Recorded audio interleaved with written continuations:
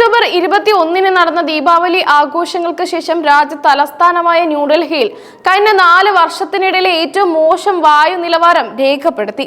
രാത്രി വൈകിയതോടെ മലിനീകരണത്തിന്റെ തോത് കുത്തനെ ഉയരുകയും ഡൽഹി ഒരു കനത്ത ചാര നിറത്തിലുള്ള പുകമഞ്ഞിൽ മുങ്ങുകയും ചെയ്തു.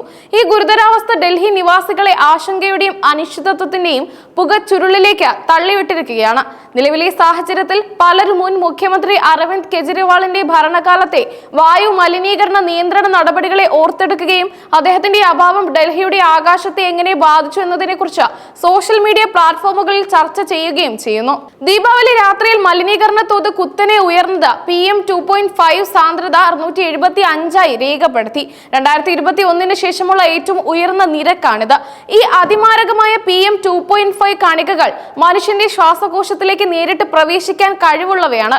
അവയുടെ വർദ്ധിച്ച സാന്ദ്രത ഡൽഹിയിലെ പൊതുജന ആരോഗ്യത്തിന് ഗുരുതരമായ ഭീഷണിയാണ് ഉയർത്തുന്നത്. ആരോഗ്യവകുപ്പ് ഡൽഹിയിലെ വായു മലിനീകരണം അതീവ ഗുരുതരാവസ്ഥയിലാണെന്ന് പ്രഖ്യാപിക്കുകയും 36 കേന്ദ്രങ്ങൾ റെഡ് സോണായി അടയാളപ്പെടുത്തുകയും ചെയ്തിട്ടുണ്ട്. ദീപാവലി ദിവസം രാത്രി 10 മണിയോടെ ഡൽഹിയിലെ 4 പ്രധാന നിരീക്ഷണ കേന്ദ്രങ്ങളിലും വായു ഗുണനിലവാര സൂചിക ഏറ്റവും അപകടകരമായ നിലയായ 400 മുകളിൽ കടന്നു. ഇത് സിവിയർ കാറ്റഗറിയേക്കാൾ മുകളിലുള്ള ശ്വാസമെടുക്കൽ പോലും പ്രയാസമുള്ള ഒരു അവസ്ഥയാണ്. ഇന്നലെ ഡൽഹിയിലെ ശരാശരി വായു ഗുണനിലവാര സൂചിക 347 ആയിരുന്നു. ഇത് വെരി പ്യുവർ കാറ്റഗറിയെ സൂചിപ്പിക്കുന്നു. നഗരത്തിന്റെ മിക്ക ഭാഗങ്ങളിലും കാഴ്ചാപരിധി കുറയുകയും ശ്വാസകോശ സംബന്ധമായ ബുദ്ധിമുട്ടുകൾ റിപ്പോർട്ട് ചെയ്യപ്പെടുകയും ചെയ്തിട്ടുണ്ട്. ഈ ഗുരുതരമായ സാഹചര്യത്തിൽ ഡൽഹിയിലെ രാഷ്ട്രീയ നേതൃത്വത്തിനെതിരെയുള്ള വിമർശനങ്ങൾ സോഷ്യൽ മീഡിയയിൽ ശക്തമായി. മുൻ മുഖ്യമന്ത്രി അരവിന്ദ് കെജ്രിവാളിനെ കുറിച്ചുള്ള ചർച്ചകളാണ് ഇതിൽ പ്രധാനമായും ഉയർന്നു വന്നത്. ഡൽഹിയിലെ ഇപ്പോഴത്തെ അവസ്ഥയിൽ കെജ്രിവാൾ മുഖ്യമന്ത്രി ആയിരുന്നുവെങ്കിൽ സ്ഥിതി ഇതിലും മെച്ചമായേനെ എന്ന് പലരും അഭിപ്രായപ്പെട്ടു. കെജ്രിവാൾ ഇപ്പോൾ മുഖ്യമന്ത്രി ആയിരുന്നെങ്കിൽ ഇപ്പോഴത്തെ ഡൽഹി എന്ന് കുറിച്ചുകൊണ്ട് ഒരു റെഡിറ്റ് ഉപയോക്താവ് ഡൽഹിയിൽ നിന്ന് ദൃശ്യമാകുന്ന ഹിമാലയത്തിന്റെ ഒരു AI ചിത്രം പോസ്റ്റ് ചെയ്തത് ശ്രദ്ധേയമായി. വായു മലിനീകരണം ഇല്ലാത്ത ശുദ്ധമായ ആകാശമുള്ള ഒരു ഡൽഹിയെ കുറിച്ചുള്ള ഒരു നൊസ്റ്റാൾജിക് പ്രതീക്ഷയാണ് ഈ പോസ്റ്റ് പങ്കുവച്ചത്. എനിക്ക് അദ്ദേഹത്തെ ഒരുപാട് മിസ് ചെയ്യുന്നു എന്ന് മറ്റൊരു നെറ്റിസൺ സോഷ്യൽ മീഡിയയിൽ കുറിച്ചു. മുൻ ആം ആദ്മി പാർട്ടിയുടെ സർക്കാരിന്റെ ഒറ്റ ഇരട്ട അക്ക പോലുള്ള കടുപ്പമേറിയ മലിനീകരണ നിയന്ത്രണ പദ്ധതികളെയാണ് ഈ പ്രതികരണങ്ങൾ ഓർമ്മിപ്പിച്ചത്. റെഡിറ്റ് അടക്കമുള്ള സോഷ്യൽ മീഡിയ പ്ലാറ്റ്ഫോമുകളിലാണ് പ്രധാനമായും ഈ ചർച്ചകൾ നടക്കുന്നത്.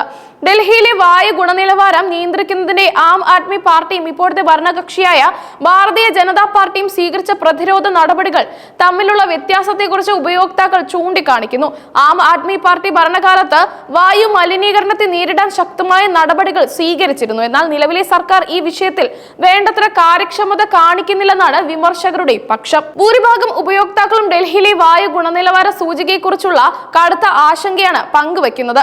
ഡൽഹിയിലെ പുക വലിക്കാത്തവർ പോലും 24 പേർ 7 പാസീവ് ചെയിൻ സ്മോക്കിംഗ് ചെയ്യുകയാണ് ഇപ്പോൾ എന്ന് ഒരാൾ കുറിച്ചു. ഇതിൽ ഡൽഹിയിലെ വായുവിന്റെ ഗുണനിലവാരം ഒരു സിഗരറ്റ് വലിക്കുന്നതിന് തുല്യമാണെന്ന മുൻപുള്ള റിപ്പോർട്ടുകളെ ശരിവെക്കുന്നതായിരുന്നു. മറ്റൊരു യൂസർ രാഷ്ട്രീയ തർക്കങ്ങളെ മറികടന്ന് പൊതുജന ആരോഗ്യത്തിന്റെ പ്രാധാന്യം ഊന്നി പറഞ്ഞു. നമ്മൾ BJPയും ആം ആദ്മി പാർട്ടിയും കുറിച്ച് തർക്കിക്കുമ്പോൾ ഡൽഹിയുടെ പകുതി പേർ ശ്വാസകോശ അർബുദം ബാധിച്ചു മരിക്കും. ഡൽഹിയിലെ ഭരണപരമായ പോരായ്മകൾക്കിടയിൽ ജനങ്ങളുടെ ആരോഗ്യം ബലിയാടാക്കുന്നു എന്ന കടുത്ത യാഥാർത്ഥ്യമാണ് ഈ അഭിപ്രായം തുറന്നു കാണിക്കുന്നത്. നിലവിലെ സാഹചര്യത്തിൽ ഡൽഹിയിലെ ജനങ്ങൾ വീടിനുള്ളിൽ തന്നെ തുടരാനും മാസ്കുകൾ ഉപയോഗിക്കാനും തുറന്ന സ്ഥലങ്ങളിലുള്ള വ്യായാമങ്ങൾ ഒഴിവാക്കാനും ആരോഗ്യവകുപ്പ് നിർദ്ദേശിക്കുന്നുണ്ട്. സംസ്ഥാന സർക്കാർ അടിയന്തരമായി ഇടപെടുകയും മലിനീകരണ നിയന്ത്രണത്തിനായുള്ള ശക്തമായ പദ്ധതികൾ ആവിഷ്കരിക്കുകയും ചെയ്തില്ലെങ്കിൽ ഈ ശൈത്യകാലം ഡൽഹിയുടെ ചരിത്രത്തിലെ ഏറ്റവും വിഷലിപ്തമായ ഒന്നായി മാറിയേക്കാം.